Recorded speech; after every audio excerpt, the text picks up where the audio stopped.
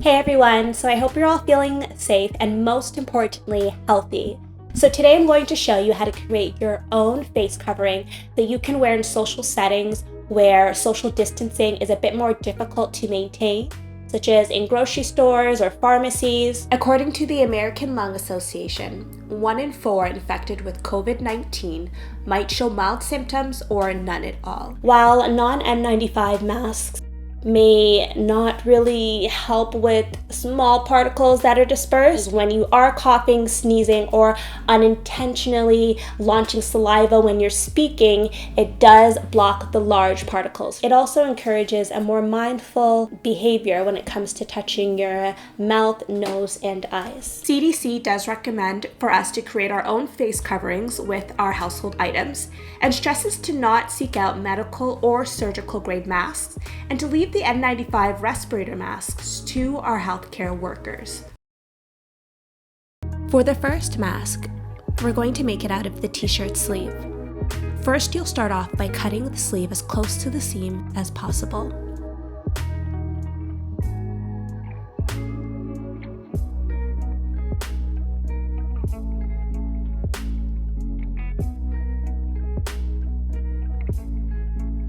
Once the sleeve is cut, lay it out to have the stitch in the middle.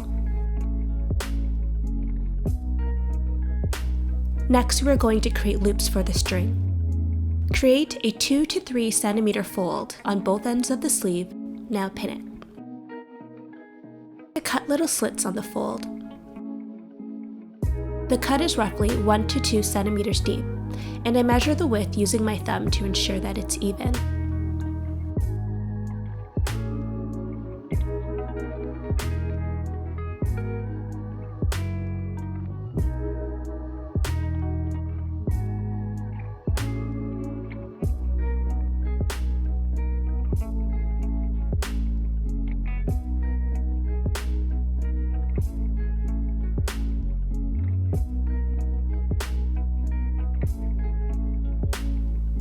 Time to cut strips for the string. I'm going to use the bottom of the t-shirt and try to cut as close to the seams as possible. This will ensure that the string has the same thickness throughout.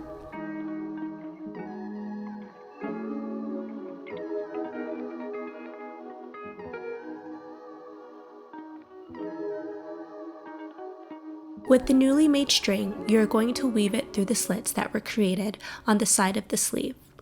So I'm going to use a bobby pin to weave it through, but this is not necessary. You are more than welcome to use your fingers to do so.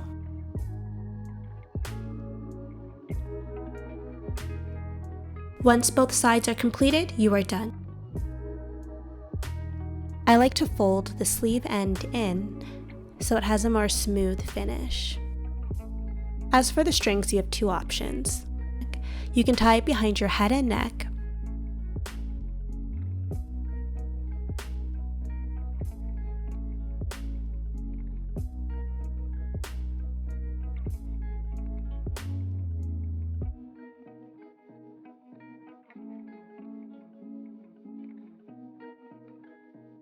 or you can create little loops that you can use to secure it behind your ear.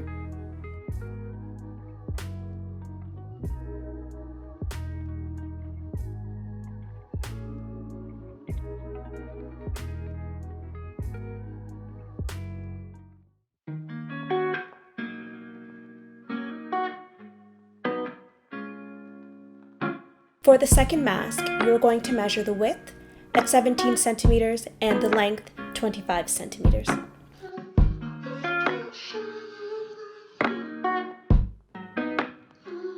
Cut it.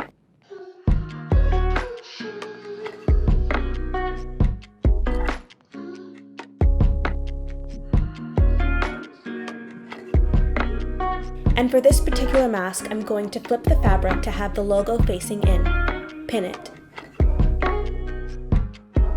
You honestly don't need a sewing machine for this step, as the stitch doesn't need to be perfect.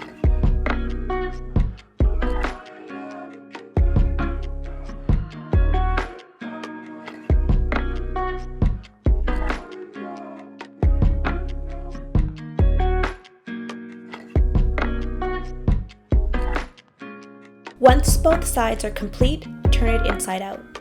As you can see, we now have the t-shirt logo on front center of the mask. We are going to make the straps with a hair elastic on each end.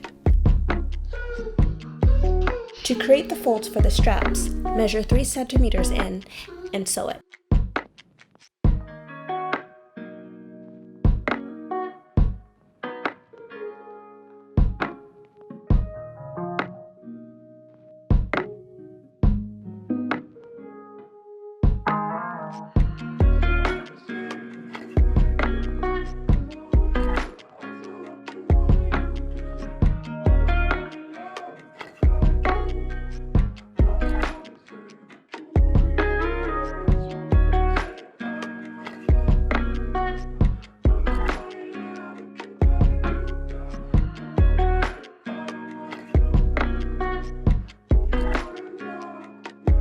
Using a bobby pin, string the elastic through the fold and sew it back together.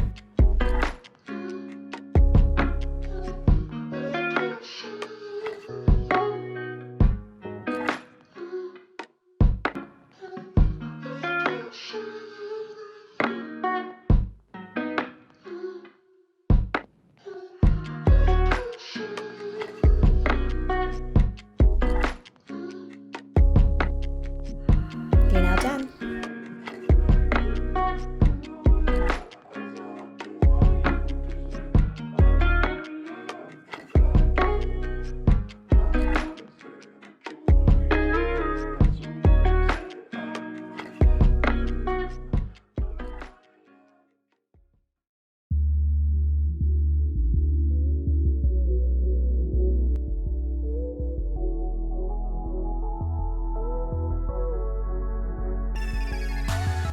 I'm using an 8.5 by 11 cardstock, but you can use whatever you have lying around.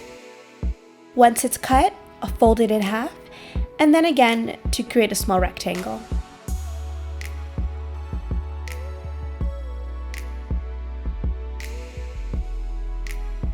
We are now going to create an anchor point by measuring 5 centimeters length and height from the bottom right corner. Using the point, we are going to create a curve.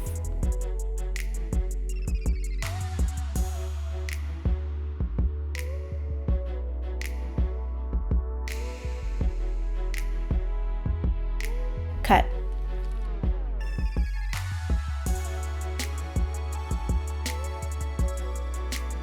Then open the fold once and fill the rest of the line in to meet the bottom.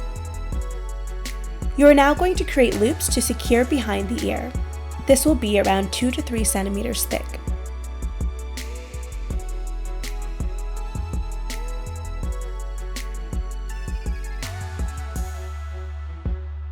Cut and then open the folds.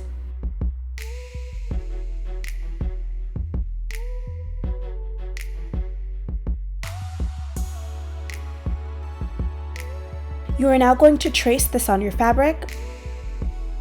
I would recommend not doing what I did, which was folding it in half, tracing twice, and cutting twice. Don't know what I was thinking.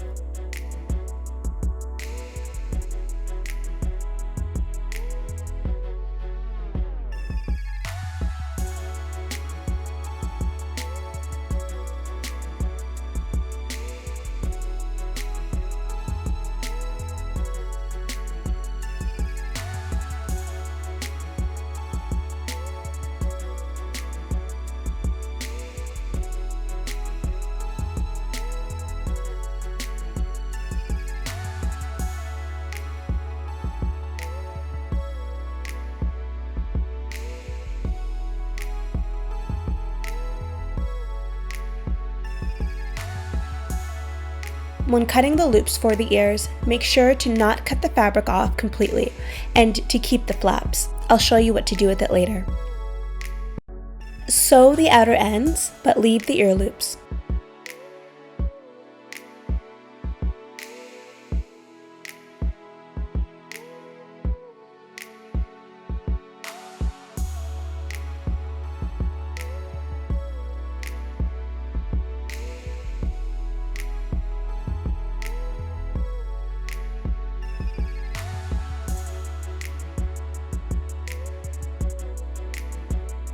Finally, you're going to fold the flaps over to one side and sew it down. This will give the mask a more smooth finish.